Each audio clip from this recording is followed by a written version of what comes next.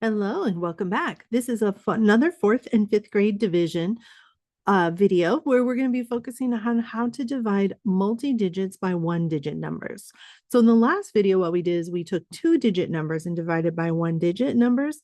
For this one, we're going to be taking three and four-digit numbers and dividing them by one-digit numbers using the same methods. Okay, so just like in the last video, what I'll do is I'll show you two different ways you can do this. One of them would be standard algorithm, which is divide, multiply, subtract, bring down, or DMSB. The other one is using kind of a box or row method, and I'll show you that one as well for this one. Then the rest of the problems, I'll kind of alternate between methods, and you can decide which one you like the best. So 872 divided by 8. If I was going to use standard algorithm, that means I would take that first number and put it inside the division bracket, and then put that second number, or what we're dividing by, on the outside of that division bracket. Okay, so now I need to follow the 4 steps for this. That would be divide, multiply, subtract, and bring down. And you can think of any kind of phrase or acronym, or any kind of phrase or rhyme that helps you remember this acronym. There's been a lot that have been made up, so you can make up whatever you want that helps you remember. Our first step is to divide. So I want to know how many times 8 goes into 8, and I think that would be 1 time. So that's the division step. The next step is to multiply. We're going to use that curved multiplication so that we can put that in the right spot. 1 times 8 is 8. So there we go. That's a multiplication curve. Now I'm going to erase those and go to my next step, which is subtraction. So I'm going to subtract the 8 minus the 8, which is 0. And then my next step is B, so that's to bring down. So I'm going to bring down that 7. Now that I have gone through my steps, but I'm not quite finished, I'm going to repeat my steps. So for the next round of division, I need to know how many times 8 fits into 7. But here's the thing, it does not fit into 7 at all. So that would be 0 times. So I'm going to put a 0 up there and cross that off. Next, I'm going to multiply using that curve. The numbers I'm going to multiply are the number I just put on the top times the outside number and place it right here. So 0 times 8 is 0. So that's going to get a 0 right there, and I'm going to cross that off. Now my next step is to subtract. So I'm going to subtract that. 7 minus 0 is 7. So I'm going to cross that off.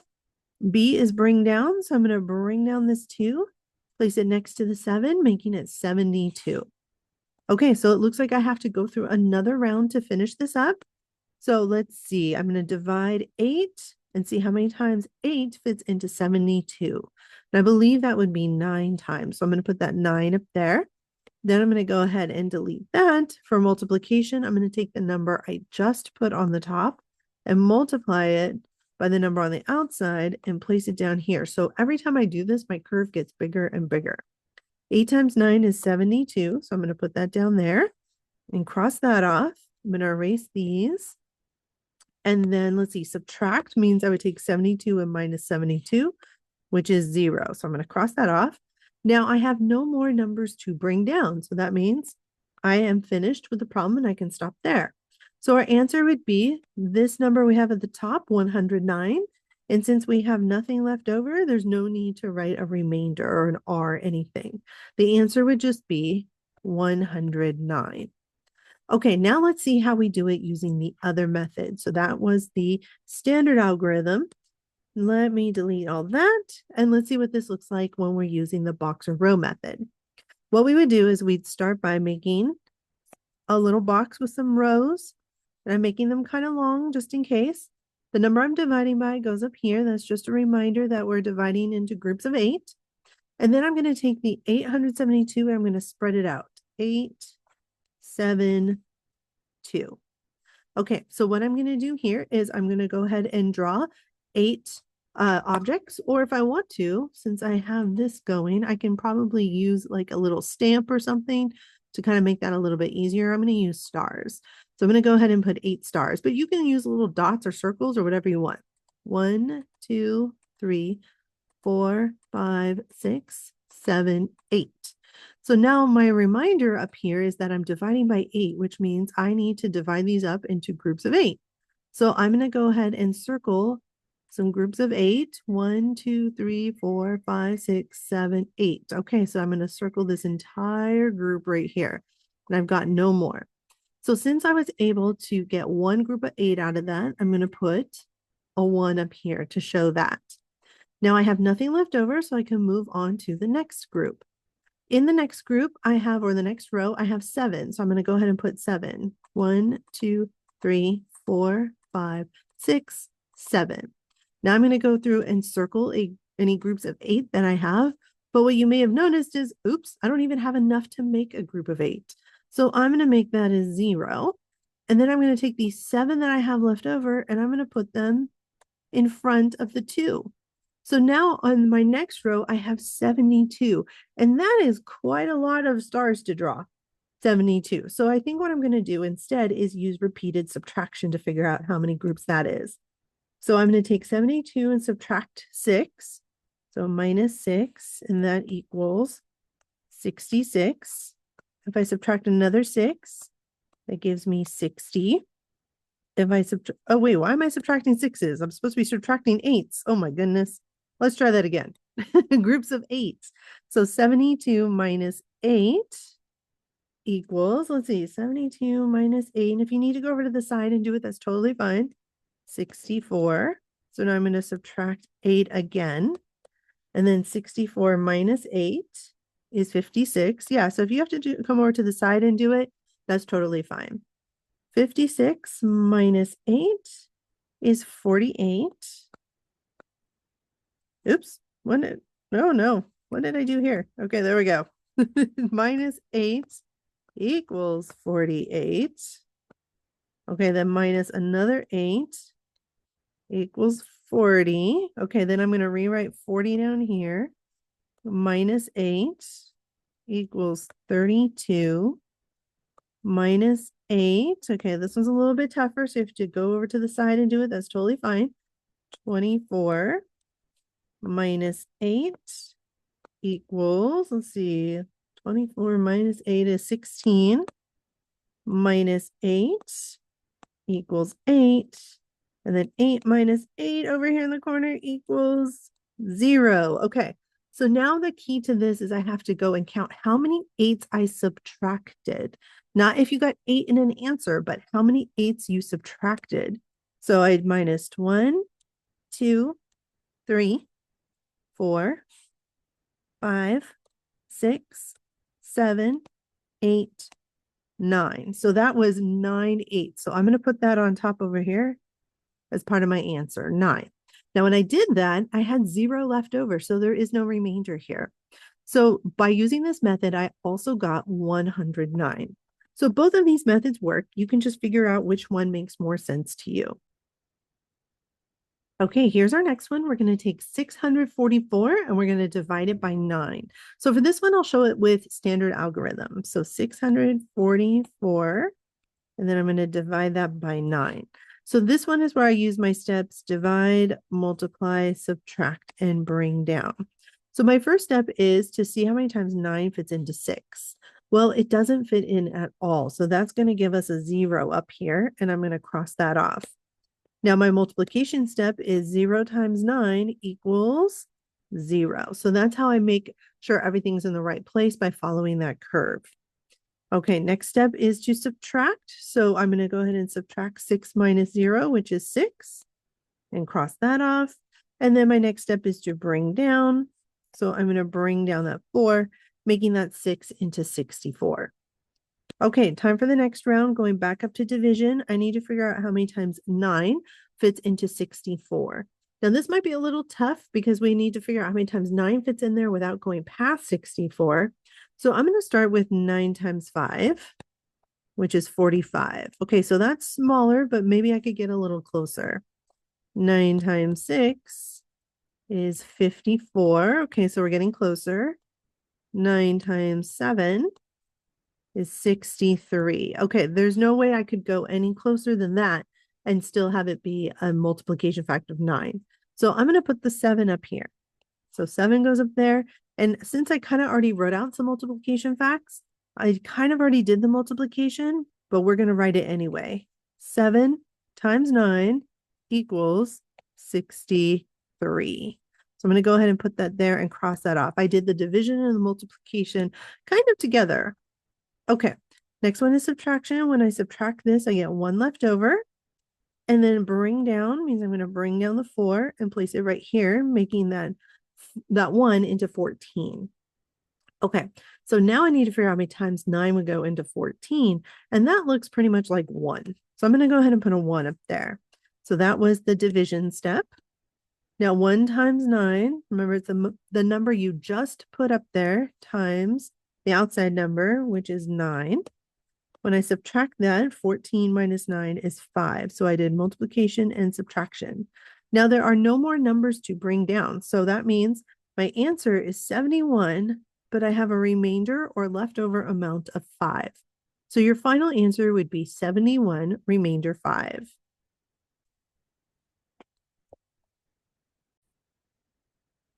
Okay, here's our next one. We're going to take the number 420 and divide it by 6. So for this one, I'll use the box or row method just to show you again what that looks like. So I'm going to go ahead and make kind of a box with some rows in it like this. I'm going to put the second number that we're dividing by up here, just as a reminder of how big the groups are going to be, groups of 6. I'm going to take the 420 and spread it out like this, 420, and now I'm ready to start. Okay, so maybe I start by making like writing out 4. Let's see. So I'm going to use a different symbol this time. Maybe I'll use arrows. Okay, so I'm going to go ahead and do 1, 2, 3, 4 arrows here. Now I can't make a group of 6 out of this. So I'm going to go ahead and write that this got me 0 groups. Then I'm going to take these 4 left over and put them in front of the digit that's in my next row. So that goes from being 2 to 42. Now, again, I could go ahead and punch out 42 arrows, but that's a lot of work. So I think instead what I'll do is repeated subtraction. So I'm going to do 42 minus 6. Oops. And if you need to kind of go off to the side and do any of these because they're hard to do in your head, that's totally fine. 36, then minus 6 gives us 30, then 30 minus another 6 gives us 24. Minus another 6. And again, that one's a little tough because it's regrouping. Gives us 18. So I'm going to rewrite the 18 here. Minus 6 gives us 12. Minus 6, which gives us 6. And then 6 minus 6 gives us 0. Okay, so now the key to this is counting how many times you subtracted 6. So let's go back and do that. I subtracted 1, 2, 3, 4, 5, 6, 7 sixes. So I circled 7 6s. So that is the number that's going to go up here. It's going to be 7. Now I had 0 left over, so I don't need to add anything in front of the 0 in the next row. Well, 0 in the next row is nothing. So I can't make any groups of 6 out of that. So I need to just go ahead and represent that with a 0. So this is actually going to be my final answer. 420 divided by 6 is 70. Okay, here's our next one. We have 5,298 divided by 6. So for this one, again, we're going to use standard algorithm. I'm going to do 5,298, and then I'm going to divide it by 6. So the first number goes inside the division bracket, and the second number goes on the outside. So my steps are divide, multiply, subtract, and bring down. So first step is how many times does 6 fit into 5? And that answer would be 0. So I'm going to put a 0 up there. So that's the division step. 0 times 6 is 0. So that's multiplication. When I subtract that, I get 5 left over. And then I'm going to bring down the 2. Okay, so you may have noticed I went a little bit faster this time, but that's because I think you've seen it a couple times, so it might be starting to sink in. But if you're not sure, you can always go back and rewatch the other examples I did where I went a little slower. Okay, so we are not done yet. We're going to have to repeat our steps. Now we need to figure out my times 6 goes into 52. Well, I know 6 times 5 is 30, so that gives me a good place to start. And if I know my 6s, that's great. If I don't, I can start adding 6 until I get close to 52. 6 times 6 is 36. 6 times 7 is 42. 6 times 8 is 48. Okay, so we are getting closer. And then 6 times 9 is 54, which is too much. So we don't want to use that one. So this is going to be 6 times 8. So I'm going to put that 8 on the top. And then 6 times 8 is 48, just like we said. I'm going to put that there. Now I have to subtract those two. And when I do, I should end up with 4 left over. So I'm going to cross off the subtraction. And then my next step is to bring down the 9. So I'll cross that off. Okay, so we're not quite done yet. We do have to keep going. So I'm going to go ahead and see how many times 6 goes into 49. But since I kind of already made a list over here of some 6 multiplication facts, I don't really have to redo that. I can just kind of go, oh, well, look, 49 would be right here and it'd be right after 48. So I think we're going to get 8 again. So I'm going to go ahead and put an 8 up here. Then 8 times 6 is 48. So I'll put that there. And then I'll go ahead and subtract those two, which leaves me with 1. And then I'm going to bring down that 8 and place it right here. So I've been through my steps 3 times. Now I'm going to need to go one more time through them. So dividing means how many times does 6 go into 18?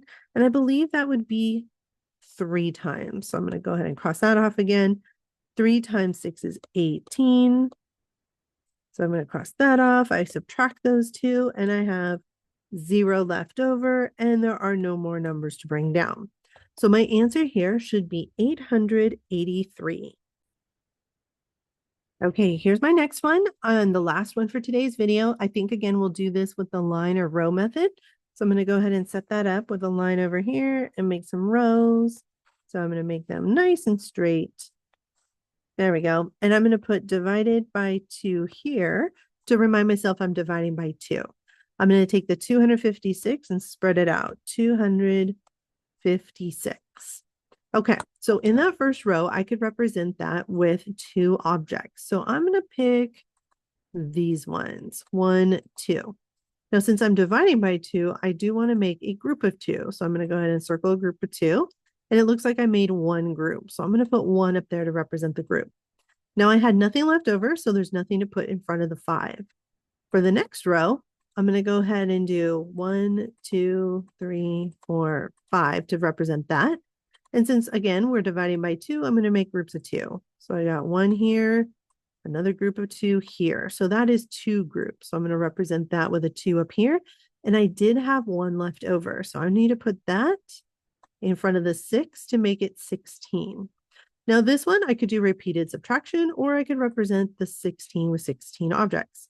1, 2, 3, 4, 5, 6, 7, 8, 9, 10, 11, 12, 13, 14, 15, 16. Okay, and sometimes when these numbers get a little big, you kind of want to recount just to make sure. So 1, 2, 3, 4, 5, 6, 7, 8, 9, 10, 11, 12, 13, 14, 15, 16. Okay, so let's make some groups of 2. Okay, so we definitely have 2 here, another 2 here, another 2 here, another 2 here, 2, another 2, another 2, and another 2. Okay, now let's count up how many groups we made. 1, 2, 3, 4, 5, 6, 7, 8. So there were 8 groups. So I'm going to put that up there. Now there was nothing left over, so we don't have any remainders. The answer to this would be 128. All right, you guys, thank you so much for joining me today. Hope to see you in another video soon.